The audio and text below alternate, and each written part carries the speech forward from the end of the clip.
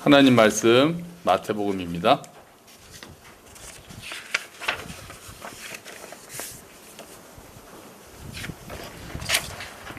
마태복음 11장 16절부터 19절까지 말씀입니다.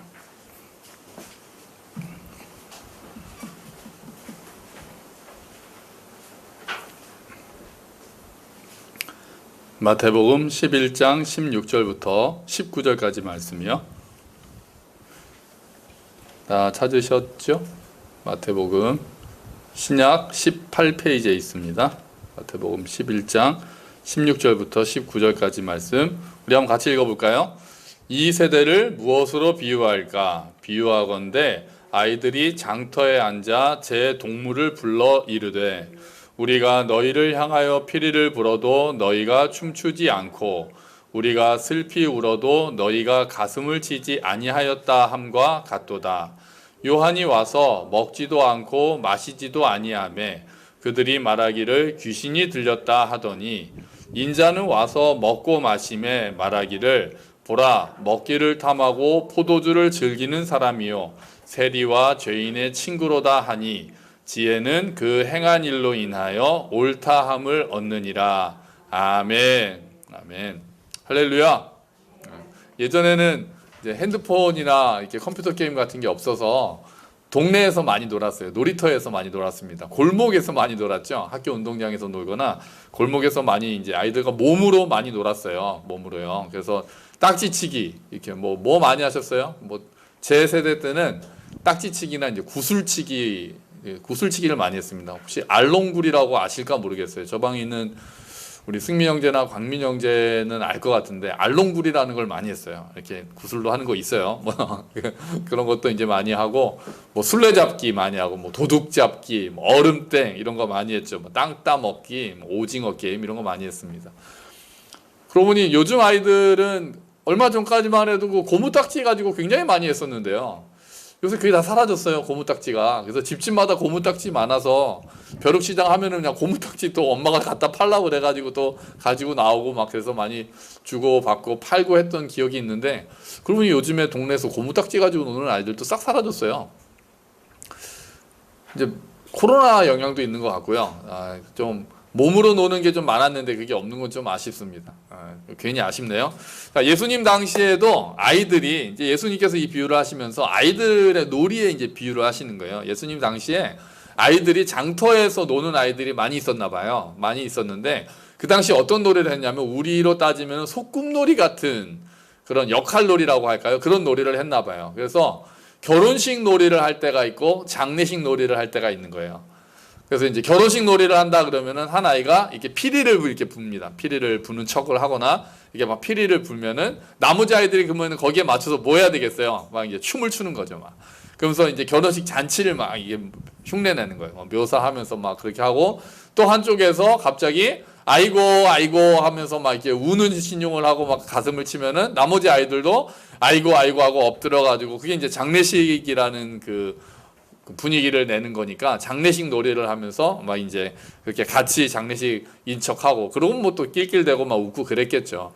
그러니까 한쪽에 아이들이 그렇게 해서 한 사람이 야 우리 결혼식 놀이 할래? 그러면 막 같이 춤추고 우리 장례식 놀이 할래? 그러면은 같이 울고 막 그런 게임 같이 놀았던 거예요.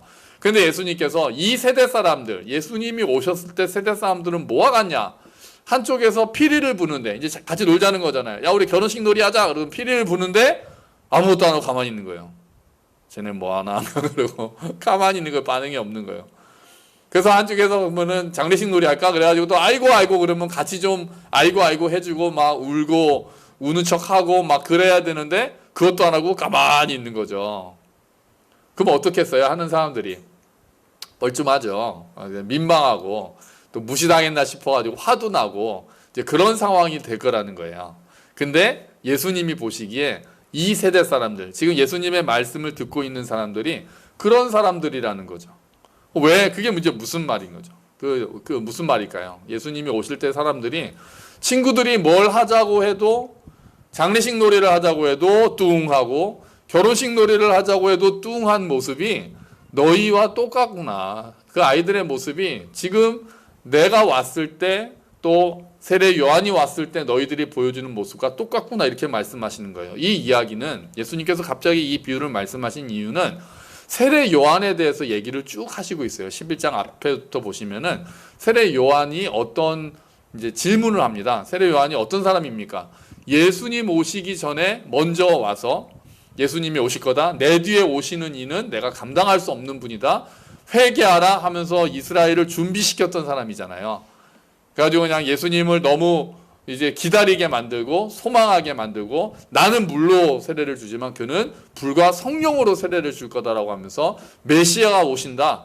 나는 외치는 소리고 나는 준비하는 사람이다. 그런 이야기를 하고 예수님이 딱 오시니까 예수님께 세례를 주고 그리고 아마 세례 요한은 자기의 임무는 다 했다고 생각을 했을 거예요. 그래서 나중에 세례 요한 제자들이 저 예수란 사람이 새로 왔는데 지금 사람들이 이제 갑자기 그 사람한테로 다 몰려갑니다. 그러니까 세례 요한이 멋있는 말을 하잖아요. 뭐라고 합니까? 그는 흥하여야겠고 나는 쇠하여야겠다. 나는 결혼식 친구와 같다. 신랑을 옆에서 돕는 친구와 같다. 나는 그 기쁨이 충만하다. 정말 멋진 사람이거든요. 세례 요한은 자기가 물러갈 때를 알았던 사람이고 예수님을 높이는 게 최고라는 걸 알고 있었던 사람이에요. 그러다가 이제 세례 요한이 이제 헤롯의 노여움을 사죠. 헤롯이 자기 제수씨랑 결혼을 한 걸 보고 그게 옳지 않다라고 이렇게 다른 사람들은 다 겁나서 쉬쉬하고 있는데 세례 요한만 그것은 옳지 않다라고 공개적으로 비판을 해서 노여움을 사서 감옥에 갇히게 됩니다. 세례 요한은 감옥에 갇히면서도 바깥 세상에서 예수님이 어떠한 일을 하시는지에 대해서 귀가 쫑긋했을 거예요. 야, 이제 예수님이 오셨으니까 내가 할 일은 다 끝났으니까요. 자기가 할 일은 예수님이 오시는 것을 선포하고 준비시키는 것까지만 자기 일이었잖아요. 그래 이제 막 얼마나 과연 예수님이 어떤 일을 하실까? 로마를 쓰러뜨리실까? 아니면 갑자기 기적을 베푸시면서 하나님의 나라가 확 임하게 하실까? 막 그런 기대감을 얼마나 가지고 있었겠어요, 요한이. 하나님의 말씀이 임했고 예수님이 어떤 분인지도 알아봤기 때문에 곧 하나님의 나라가 임한다. 정말 어떤 모습으로 과연 영광의 모습이 임할까 막 기대하면서 감옥에서도 계속 예수님이 어떤 일 하시나 듣고 있었을 거란 말이에요. 그런데 생각보다 예수님이 이렇게 세게 일하시지 않는 거예요. 물론 기적도 행하시고 병도 고치시고 하시는데 세례 요한이 기대했던 것만큼 하나님 나라가 빠방 하고 임하지는 않는 거예요.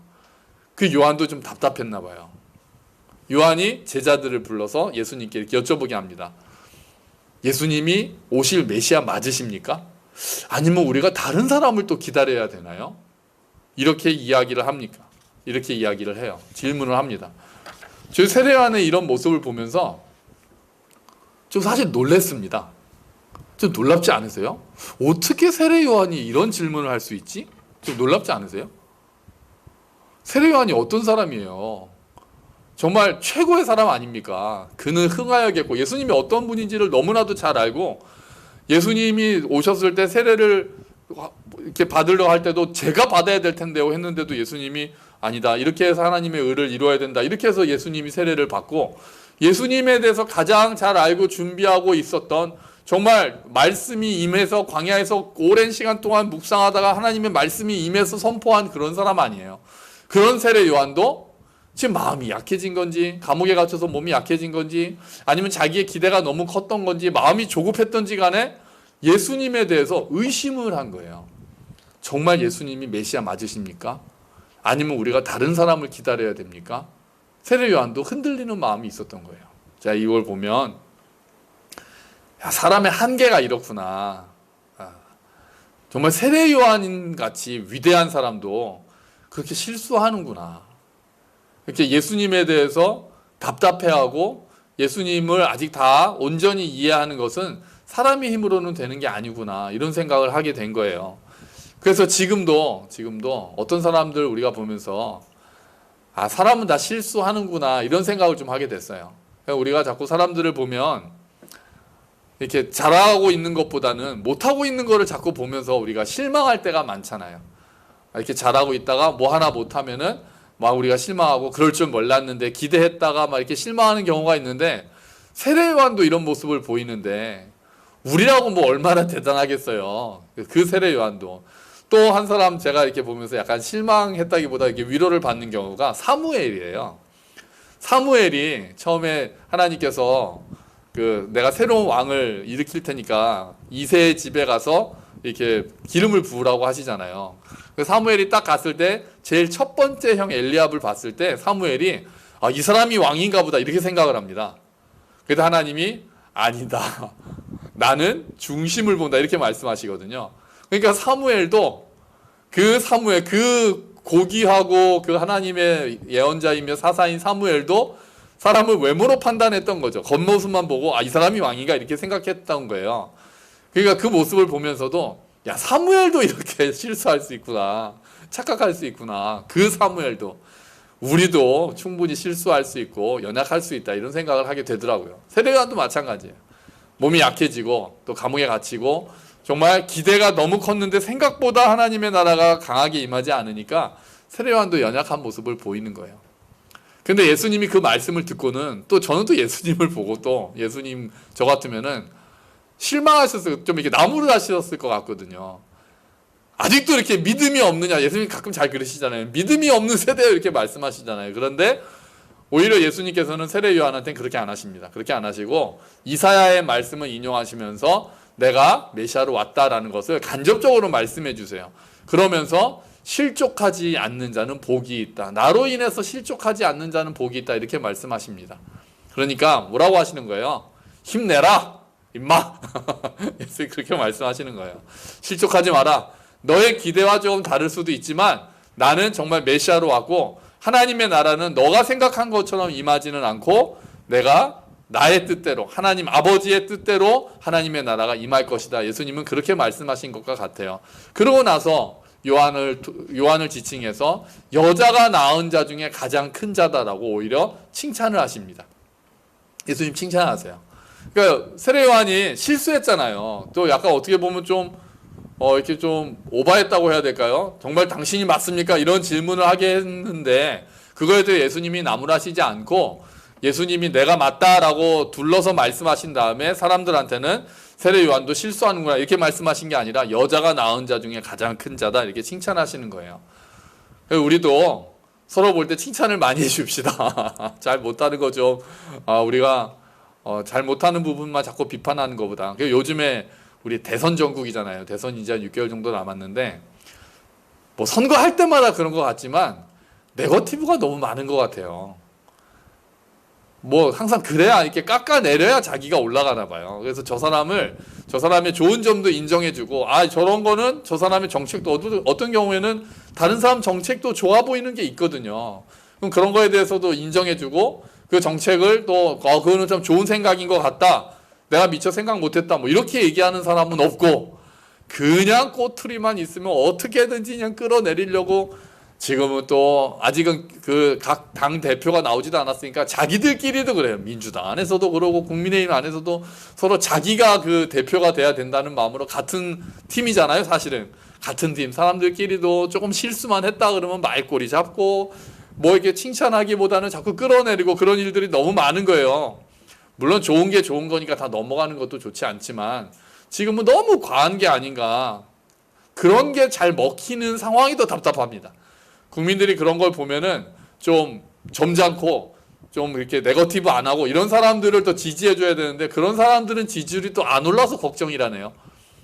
그냥 다른 사람 막 깎아내리고 이런 사람이 자꾸 지지율이 오른다니 이게 참 우리가 좀 잘못하는 것 같아요. 우리가 정치인들 그렇게 만드는 것 같아요. 우리가 가정에서나 교회에서는 실수를 좀 많이 덮어주고 칭찬 많이 해주고 뭐 잘하기만 하는 사람이 어디 있겠어요. 못하기만 하는 사람이 어디 있겠어요. 좀 못하는 점이 있더라도 좀 덮어주고 칭찬해주고 격려해주고 좀 그런 교회 그런 가정이 되기를 축원합니다. 정말 좀 그래야 되겠어요.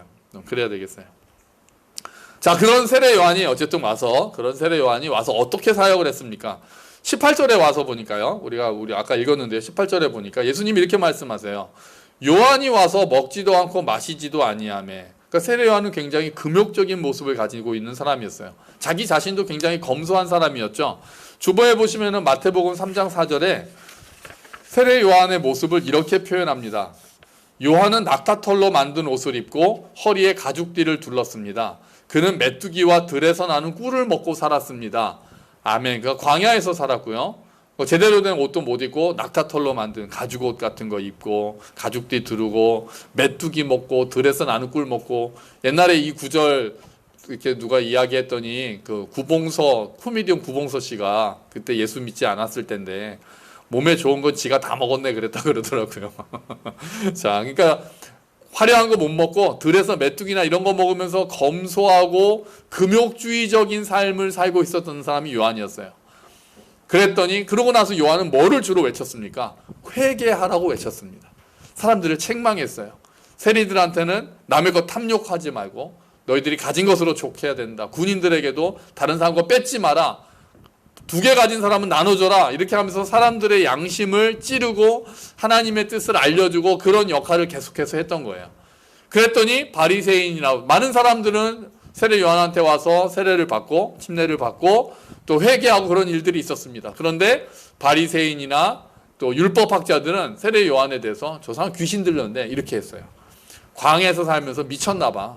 귀신 들렸나 봐. 메뚜기, 석청 이런 것만 먹고 와가지고 자꾸 회개하라고 외치다니 저 사람이 하나님의 사자일 리가 없어 라고 하면서 그 세례 요한의 겉모습과 그 사람의 모습을 보고 그 사람의 메시지보다는 그런 모습을 보고 세례 요한을 거부했어요. 배척했어요. 그런데 예수님은 어떤 모습으로 오셨습니까? 예수님은 잔치를 기뻐하시는 분이었어요.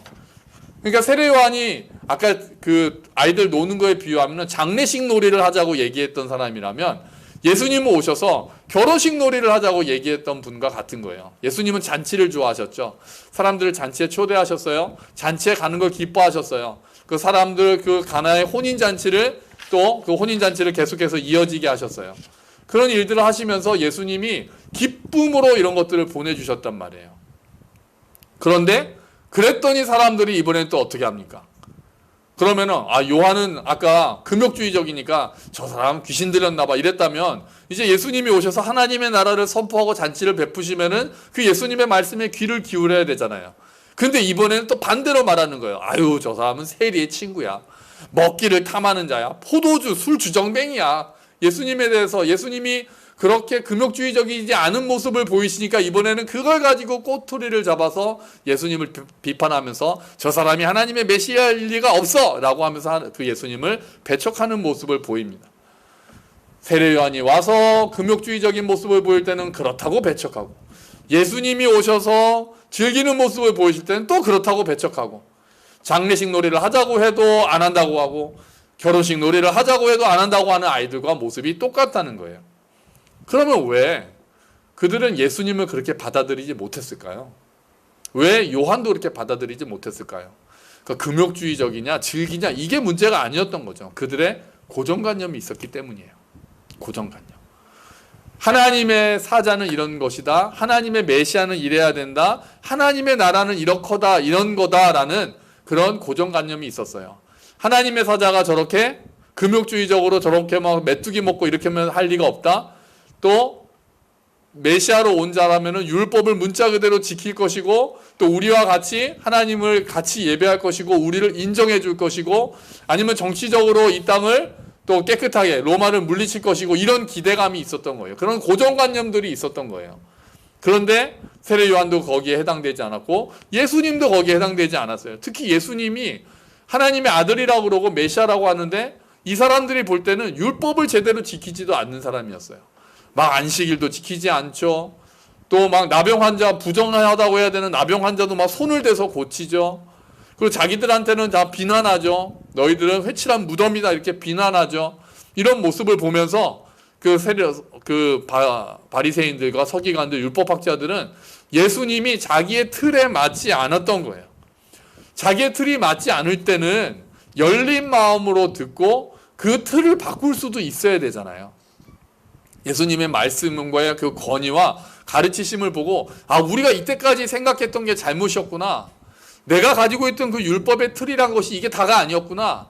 이것을 넘어서는 하나님의 마음이 있었구나. 하나님은 이런 것들을 원하시는구나라는 어떤 그 틀을 깨는 모습이 있어야 되잖아요. 그런데 그들은 그 틀을 깨는 것이 아니라 그 틀에 맞지 않는 예수님을 배척했던 거예요. 고정관념이라는 게 이렇게 굉장히 무서운 거예요.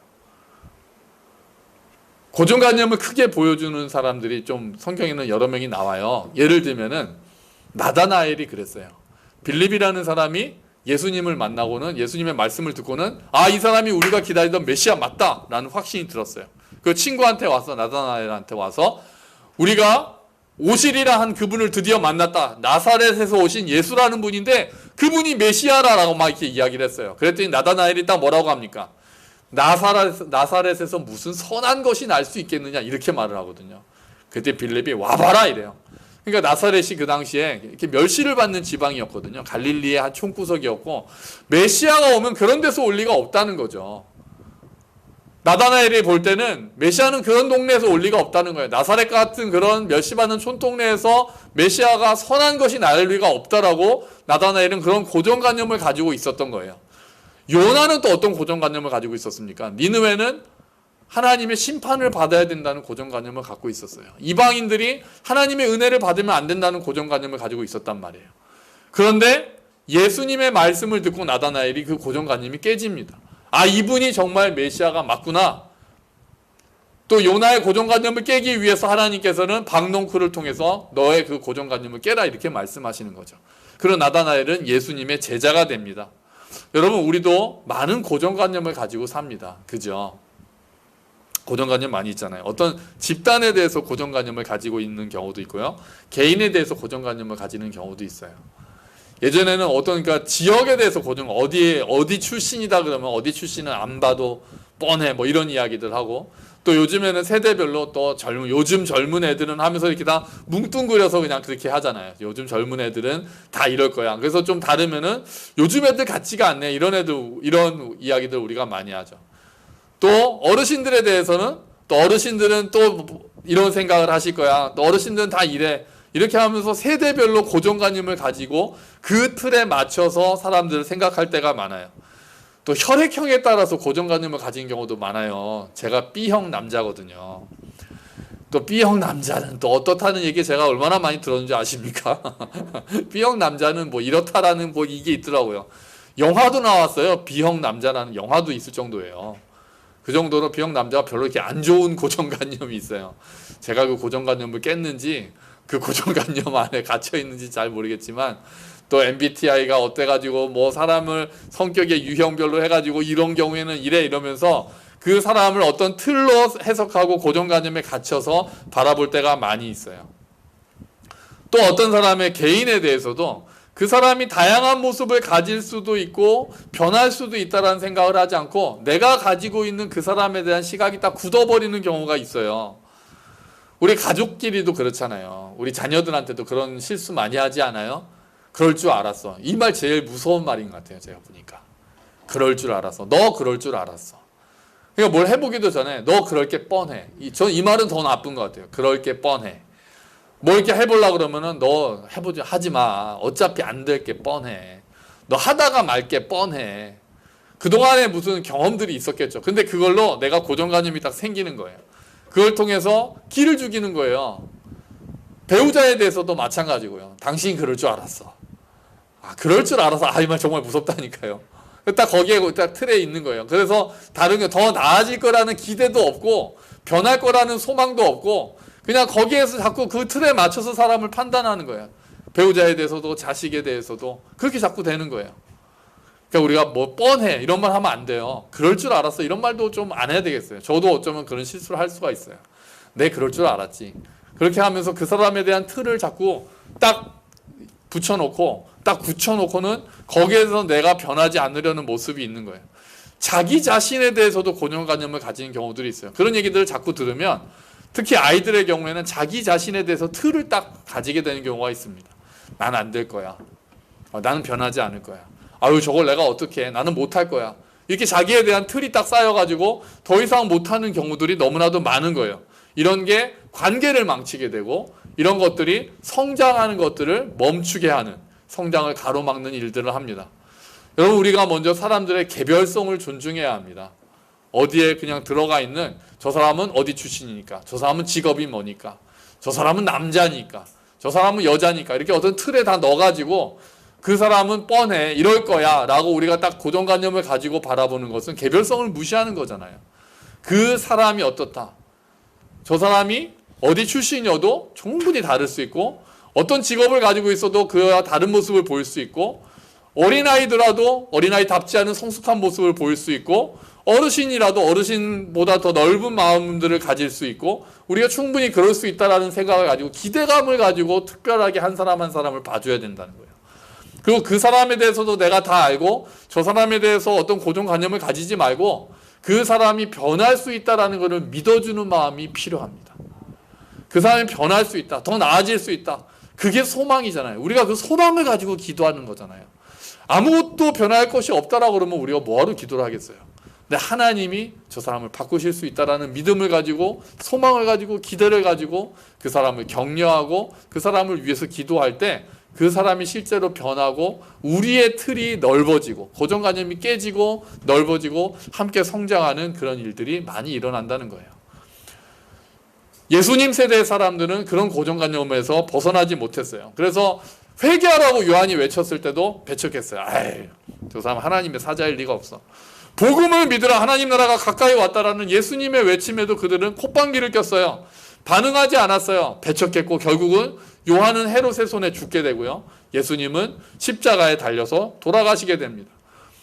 이처럼 예수님께서 이 세대 사람들이 그런 아이들과 같다, 반응하지 않는 아이들과 같다라는 말씀을 하실 때 요한이 와도 반응하지 않고 내가 와도 반응하지 않고, 요한이 왔을 때는 이 핑계 대고 내가 왔을 때는 저 핑계 대면서 복음에 반응하지 않는 세대들을 보면서 예수님은 너무나도 답답해 하셨던 거예요.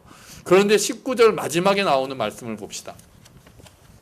오늘 19절에 마지막 나오는 말씀을 보면은요, 지혜는, 그 부분 있죠, 제일 마지막 문장입니다. 그 부분 한번 같이 읽어볼게요.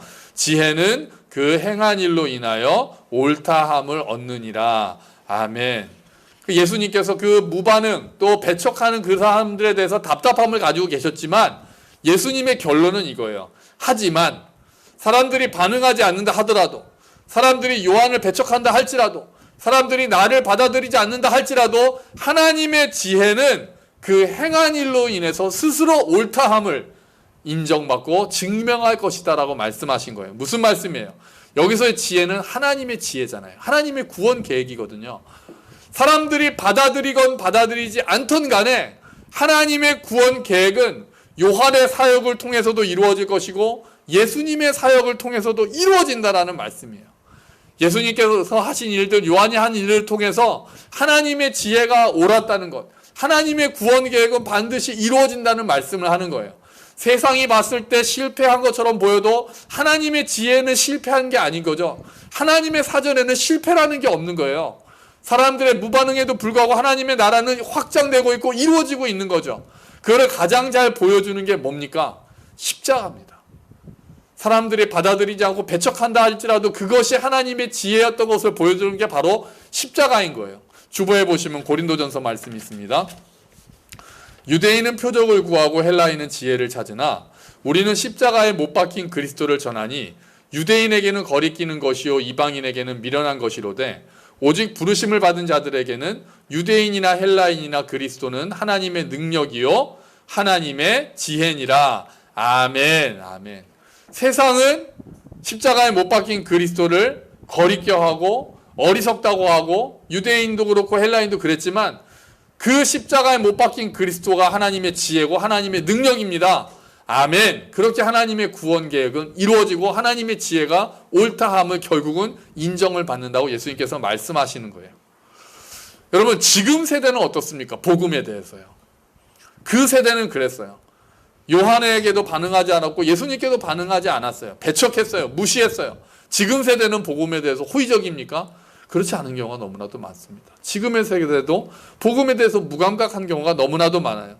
요한처럼 죄에 대해서 우리가 이야기하고 우리는 모두가 죄인이다, 모두가 회개해야 된다, 하나님께 나서 죄 용서를 받아야 된다고 그러면은 내가 왜 죄인인데? 네가 나보다 더 잘난 게 뭔데? 이렇게 얘기하면서 받아들이지 않습니다. 화를 냅니다. 하나님의 나라가 임했으니까 하나님의 나라에 같이 들어가자, 우리 같이 천국 가자, 부활하신 예수님을 믿고 우리 하나님께 나아가서 우리 천국 갑시다라고 하면 조롱합니다. 세상에 그 세상의 가치관을 따르지 않고 말씀대로 살려고 하는 사람들을 보면 어리석다라고 이야기할 때가 많습니다. 이 세상이 끝이 아니고 눈에 보이는 게 다가 아니고 영원한 세상이 있다, 더 큰 세계가 있다라고 얘기하면은 그런 게 어딨냐고, 과학적이지 않다라고 무시합니다. 2000년 전에 예수라는 사람이 죽은 게 오늘 나와 무슨 상관이 있냐라고 이야기합니다. 어떻게 죽은 사람이 다시 살아날 것이냐라고 우리를 조롱하고 어리석다고 비웃습니다. 이 세대나 예수님 세대나 복음에 대한 반응이 크게 다르지 않은 겁니다. 그러나 하나님의 나라의 구원의 역사는 사람들의 그런 도전과 무반응에도 불구하고 이루어집니다. 조롱과 배척에도 불구하고 하나님의 나라의 역사는 반드시 열매를 맺습니다. 그 행한 일로 인하여 지혜가 옳다함을 인정받는 것처럼 하나님의 나라의 구원의 계획은 결국 그 십자가라는 어리석어 보이는 것으로 이루어진 것처럼 지금도 하나님의 나라는 우리 가운데서 이루어지고 있음을 믿습니다. 오랜 기다림이 필요할 때도 있고 고통스러울 때도 있고 사람들이 보기에는 실패해 보이는 경우도 있지만 하나님의 나라는 지금도 하나님의 말씀을 듣고 좋은 땅이 되어서 그 말씀을 듣고 복음을 듣고 반응하는 사람들이 여전히 있습니다. 결국 하나님의 말씀을 받고 구원을 받는 하나님의 백성들이 늘어가고 있습니다. 조롱과 핍박에도 예수님을 주와 구세주로 영접하고 말씀을 따라서 살아가는 사람들이 지금도 있습니다. 사람들이 비난하지만 하나님의 나라에 소망을 두고 그의 나라와 그의 뜻을 구하는 사람들이 있고 그런 사람들을 통해서 하나님의 구원 계획은 지금도 이루어지고 있습니다. 그리고 하나님께서 그 나라를 완성하실 것입니다. 여러분, 우리가 낙심하면 안 됩니다. 사람들이 무반응하다고 해서 복음에 대해서 배척한다고 해서 우리가 포기하면 안 됩니다. 우리가 거기에 대해서 주눅 들어 있을 필요가 없습니다. 우리는 하나님의 나라는 그래도 이루어진다라는 확신을 갖고 있어야 합니다. 하나님의 나라는 지금도 이루어지고 있고 하나님의 뜻이 이루어지고 있다는 것을 믿고 정말 결국은 그 지혜가 드러날 것이고 십자가가 승리할 것이고 그 말씀을 믿고 우리가 살아가야 합니다. 여러분, 우리가 믿음을 더 강하게 합시다. 우리가 정말 그 소망을 가지고 세상의 조롱, 세상의 핍박이 있더라도 우리가 인내하고 우리가 그들 앞에서 당당하게 내가 예수님을 믿는다라고 고백하고 선언하는 자들이 됩시다. 우리가 정말 그 믿음 하나님의 능력을 붙잡고 우리가 걸어가야 되겠습니다. 그 길 동행하면서 하나님께서 우리를 도우실 줄로 믿습니다. 우리에게 선한 힘을 주실 것이고 우리를 선한 길로 인도하실 것입니다. 하나님의 나라는 끝까지 전진합니다. 하나님의 나라는 결국 하나님께서 완성하실 것입니다. 이 세대를 본받지 말고 오직 하나님의 뜻이 무엇인지를 분별하고 그 하나님의 기쁘시고 온전하시고 선하신 뜻을 분별하면서 걸어가는 저와 여러분이 되시기를 주의 이름으로 축원합니다. 아멘. 우리 같이 기도하겠습니다. 하나님, 고정관념으로 인해서 예수님도 요한도 받아들이지 못했던 사람들이 있었지만 하나님의 나라는 이루어지고 십자가로 승리하셨습니다.